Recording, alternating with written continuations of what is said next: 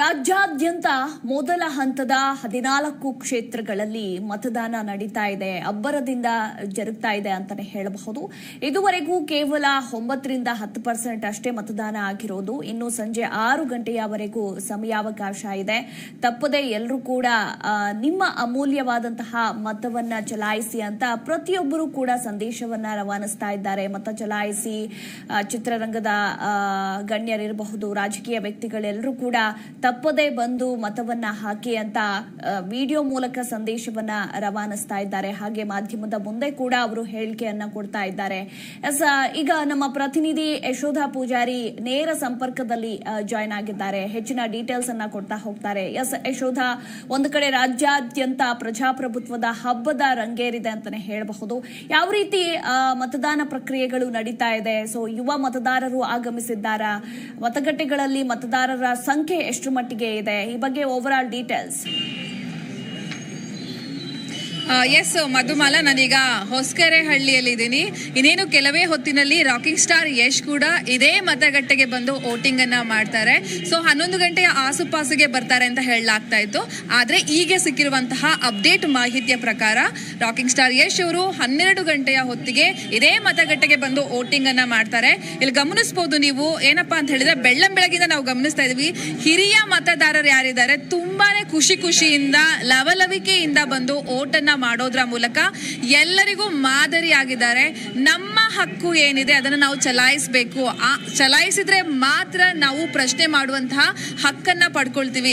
ನಾವು ವೋಟ್ ಮಾಡದೆ ಯಾರು ರಾಜಕಾರಣಿಗಳು ಏನು ಕೆಲಸ ಮಾಡಿಲ್ಲ ಅಂತ ಹೇಳೋದಕ್ಕಾಗಲ್ಲ. ಬದಲಾಗಿ ನಾವು ವೋಟ್ ಮಾಡಿ ನಮ್ಮ ಹಕ್ಕೇನಿದೆ ಅದನ್ನ ನಾವು ಪಡ್ಕೊಳ್ಬೇಕು. ಜೊತೆಗೆ ಉತ್ತಮ ನಾಯಕನ ಆಯ್ಕೆ ಕೂಡ ಆಗಬೇಕು ಅಂತ ಹೇಳಿ ಬಂದಂತಹ ಅಷ್ಟು ಮತದಾರರು ತಮ್ಮ ಮತವನ್ನ ಹಾಕಿ ಎಲ್ಲರೂ ಕೂಡ ವೋಟ್ ಮಾಡಿ ಅಂತ ಹೇಳಿ ಒಂದು ಸಂದೇಶವನ್ನ ಕೊಡ್ತಾ ಇದ್ದಾರೆ.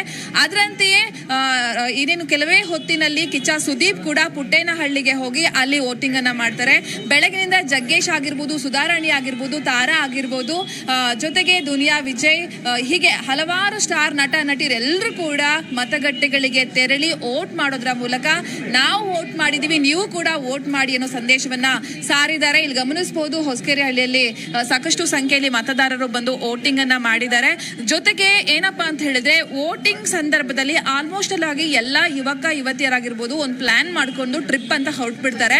ಆದ್ರೆ ಈ ಬಾರಿ ಹಂಗಾಗ್ಲಿಲ್ಲ. ಎಲ್ಲರೂ ಕೂಡ ತುಂಬಾನೇ ಜವಾಬ್ದಾರಿಯಿಂದ ಬಂದು ವೋಟ್ ಮಾಡೋದ್ರ ಮೂಲಕ ನಮ್ಮ ದೇಶ ಇದು, ನಮ್ಮ ಹಕ್ಕು ಇದು ಅಂತ ಹೇಳಿ ಪ್ರತಿಯೊಬ್ರು ಕೂಡ ವೋಟನ್ನ ಮಾಡ್ತಾ ಇರೋದನ್ನ ಗಮನಿಸಬಹುದು. ಏನು ಮಧ್ಯಾಹ್ನದ ಬಳಿಕವೂ ಕೂಡ ಸಾಕಷ್ಟು ಸಂಖ್ಯೆಯಲ್ಲಿ ಸ್ಟಾರ್ ನಟ ನಟಿಯರೆಲ್ಲರೂ ಕೂಡ ವೋಟ್ ಮಾಡ್ತಾರೆ. ಮಧ್ಯಾಹ್ನ 2 ಗಂಟೆಯ ನಂತರದಲ್ಲಿ ಧ್ರುವ ಸರ್ಜಾ ಆಗಿರ್ಬೋದು, ಜೊತೆಗೆ ಬೇರೆ ನಟ ನಟಿಯರೆಲ್ಲರೂ ಕೂಡ ತಮ್ಮ ಹತ್ತಿರದ ಮತಗಟ್ಟೆಗಳು ಯಾವುದಿದೆ ಅಲ್ಲಿ ಹೋಗಿ ವೋಟಿಂಗ್ ಅನ್ನ ಮಾಡೋದ್ರ ಮೂಲಕ ತನ್ನ ಜವಾಬ್ದಾರಿಯನ್ನ ಮೆರಿತಾರೆ. ಇಲ್ಲಿ ಗಮನಿಸಬಹುದು, ಸಾಕಷ್ಟು ಸಂಖ್ಯೆಯಲ್ಲಿ ಮತದಾರರು ಬಂದು ಇಷ್ಟು ಬಿಸಿಲಿದ್ರು ಕೂಡ ಕಾದು ವೋಟನ್ನ ಮಾಡೋದ್ರ ಮೂಲಕ ತಮ್ಮ ಜವಾಬ್ದಾರಿಯನ್ನ ಮೆರಿತಾ ಇದ್ದಾರೆ ಅಂತಾನೆ ಹೇಳ್ಬೋದು. ಜೊತೆಗೆ ಹಿರಿಯ ಮತದಾರರಂತೂ ತುಂಬಾ ಹುಮ್ಮಸ್ಸಿನಿಂದ ಬಂದು ವೋಟಿಂಗ್ ಅನ್ನ ಮಾಡ್ತಾ ಇರುವಂತದ್ದು.